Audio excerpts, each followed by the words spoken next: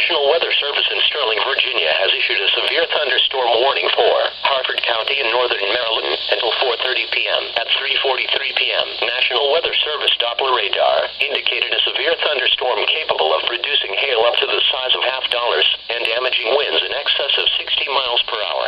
This storm was located 26 miles northwest of Aberdeen, or 21 miles north of Bel Air, and moving southeast at 45 miles per hour. Locations impacted include Aberdeen, Perryman,